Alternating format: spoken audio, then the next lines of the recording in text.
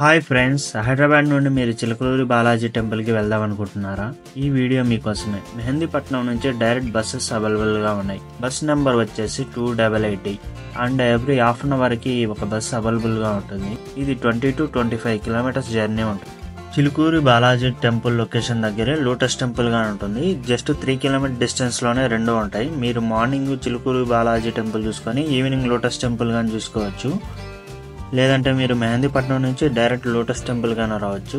2 buses available గా ఉన్నాయి. ఒక బస్సు 288D, ఇంకో బస్సు మొయినాబాద్ బస్సు 288K.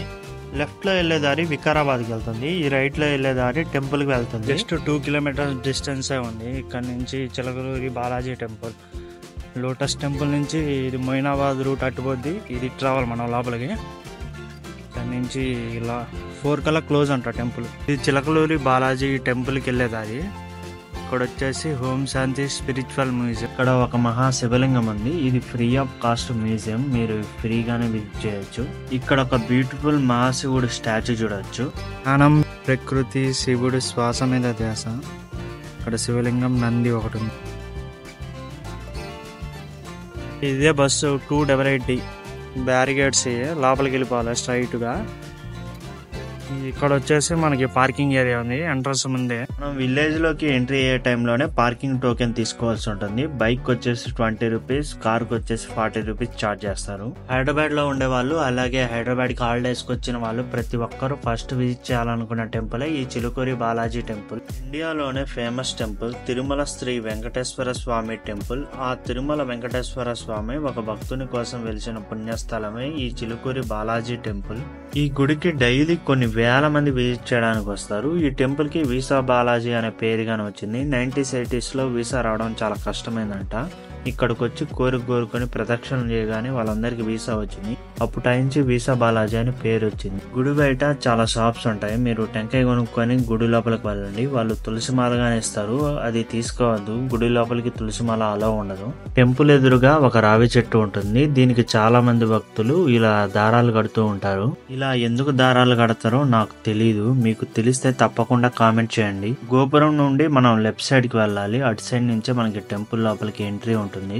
ఎంత పెద్ద విఐపి వచ్చినా కామన్ మ్యాన్ ఎలా వెళ్తున్నారో అలాగే పోవాలి. స్పెషల్ లైన్ అంటూ ఏమీ ఉండదు. అందరూ సమానమనే రూల్ పాటిస్తారు ఇక్కడ. మీరు 11 ప్రదక్షిణాలు చేసి టెంపుల్ లోపల ఒక కోరిక కోరుకొని ఆ కోరిక తీరిపోయాక మీరు టెంపుల్ లోపల 108 ప్రదక్షిణాలు చేయాల్సి ఉంటుంది. అదే మీరు టెంపుల్ బయట ఒక ప్రదక్షిణ చేసి కోరిక కోరుకుని ఆ కోరిక తీరిపోయాక మీరు టెంపుల్ బయట 11 ప్రదక్షిణాలు చేయాల్సి ఉంటుంది. టెంపుల్ బయట మనం ఒక ప్రదక్షిణం చేస్తే టెంపుల్ లోపల 11 ప్రదక్షిణాలు చేసిన దాంతో సమానం. టెంపుల్ లోపల మండే టు ట్యూస్డే వరకే ప్రదక్షిణాలు చేయవచ్చు. సాటర్డే, సండే పబ్లిక్ హాలిడేస్ మనం టెంపుల్ బయట ప్రదక్షిణాలు చేయాల్సి ఉంటుంది. ఈ టెంపుల్లో ఉండీసు, కానుకలు ఇలాంటివి ఏమీ ఉండవు. అలాగే ప్రసాదం కౌంటర్స్ గానే ఉండవు. మీరు తెచ్చిన కొబ్బరికాయ ప్రసాదంగా భావించి తీసుకోమని అక్కడ పంతులు గారు చెప్తూ ఉంటారు. టెంపుల్ లోపల కూర్చోవడానికి ఎటువంటి ప్లేస్ ఉండదు. పక్కన ప్రాంగణం ఉంటుంది. ఇక్కడ కూర్చోవచ్చు మనం. ఇక్కడ శివాలయంగానే ఉంటుంది. ప్రెజెంట్ ఇది కన్స్ట్రక్షన్ లో ఉంది. మనం టెంపుల్ నుండి బయటకు రాగానే ఇక్కడ చాలా షాప్స్ ఉంటాయి. దేవుడు బొమ్మలు, కీ చైన్స్, కొన్ని గిఫ్ట్ ఐటమ్స్, ఇంకా చాలా వరకు లేడీస్ కి సంబంధించిన కొన్ని ఐటమ్స్ ఇక్కడ ఉంటాయి. ఇవి బ్యాంగిల్స్ షాపు. ఇది సూపర్ గా ఉన్నాయి బ్యాంగిల్స్ గానీ. పక్క షాప్ లో వచ్చేసి మార్వెల్ సంబంధించిన కీ చైన్స్ ఉన్నాయి. మామూలుగా లేవు, ఒక్కొక్కటి సూపర్ గా ఉన్నాయి. ఇవి key chains, Thanos key chain గానీ, అలాగే వచ్చేసి మార్వెల్స్ సంబంధించిన కీ చైన్స్ గానీ నెక్స్ట్ లెవెల్లో ఉన్నాయి. ఇక్కడ ఒక ముఖ్యమైన విషయం చెప్పడం మర్చిపోయాను. చిలుకలూరి బాలాజీ టెంపుల్లో ఎవ్రీ సంవత్సరం ఒక్కసారి మాత్రమే ఇచ్చే గరుడ ప్రసాదం. సంతానం లేని స్త్రీలు ఈ గరుడ ప్రసాదం తింటే సంతానం కలుగుతుందని ఇక్కడి వారు నమ్ముతారు. ఈ గరుడ ప్రసాదం ప్రతి సంవత్సరం బ్రహ్మోత్సవాల టైంలో ఇస్తారు. ఈ బ్రహ్మోత్సవాలు ఎవ్రీ ఇయర్ శ్రీరామనవమి అనంతరం 2 రోజుల తర్వాత ఇస్తారు. అంటే శ్రీరామనవమి రోజు ఇవ్వరు, తర్వాత రోజు ఇవ్వరు, ఆ తర్వాత రోజు ఇస్తారు. టెంపుల్ లోపల మీరు 11 ప్రదక్షిణాలు చేసి మార్నింగ్ 8 లోపల మీరు ధ్వజస్తంభం ముందు ఈ గరుడ ప్రసాదం ఇస్తారు. ఈ ఒక్కరోజే ఇస్తారు. ఎంతమంది ఉన్నా ఇస్తారు.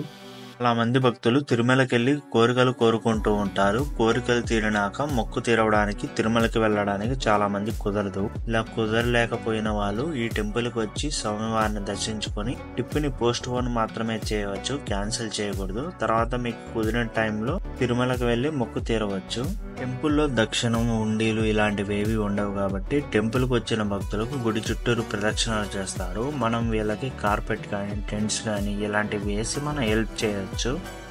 మనం ఈ షాప్స్ అన్నిటిని దాటుకొని బయటకు వెళ్ళాలి. ఇక్కడ నుండి మనం బయటకు వస్తాం. టెంపుల్ బయట ప్రదక్షిణలు చేసేవారు ఇలా ఇక్కడ మనకు కనిపిస్తున్న రోడ్లోనే నడవాల్సి ఉంటుంది.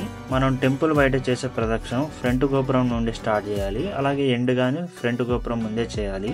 ఈ రావి చెట్టు లెఫ్ట్ సైడ్ లో ఒక హనుమాన్ టెంపుల్ ఉంటుంది. ఈ టెంపుల్ గాని చెట్టు కింద ఉంటుంది. పైన చింతకాయలు చూడండి అద్దరిపోయాయి. ఇది వచ్చేసి గండిపేట చెరువు. ఇది ఎంత దూరం ఉందంటే చాలా దూరం ఉంది. 10 కిలోమీటర్స్ వరకు ఉన్నట్టుంది. నా మొబైల్ 10x వరకు ఆప్టికల్ జూమ్ చేసినా ఫుల్ ఆఫ్ వాటరే ఉన్నాయి. ఇది మంచి టూరిస్టిక్ స్పాట్ చేస్తే మంచిగా ఉంటుంది. ఇది ఫేమస్ టెంపుల్. చుట్టుపక్కల ఇంజనీరింగ్ కాలేజీలు ఉన్నాయి కాబట్టి స్టూడెంట్స్ అందరూ విజిట్ చేయడానికి వస్తారు. అలాగే మంచి రిసార్ట్స్ గా పడితే బాగా ఫుల్ డెవలప్ అవుద్ది ఇది. ఇలా ఈ రోడ్లో మనం నడుచుకుంటూ వెళ్తే ముందు బ్యారిగేడ్స్ ఉంటాయి. ఆ పక్కనే మనకి బస్ స్టాప్ గానే ఉంటుంది. నైట్ 11 వరకు బస్సెస్ తిరుగుతూ ఉంటాయి. ఎవ్రీ హాఫ్ అన్ అవర్ ఒకటి ఉంటుంది. మెహందీపట్నం వరకు బస్సెస్ వెళ్తాయి. ఈ వీడియో మీకు నచ్చినట్లయితే please like, share, subscribe. Thanks for watching this video. Signing off. We are next వీడియోతో మళ్ళీ కలుద్దాం. జై హింద్.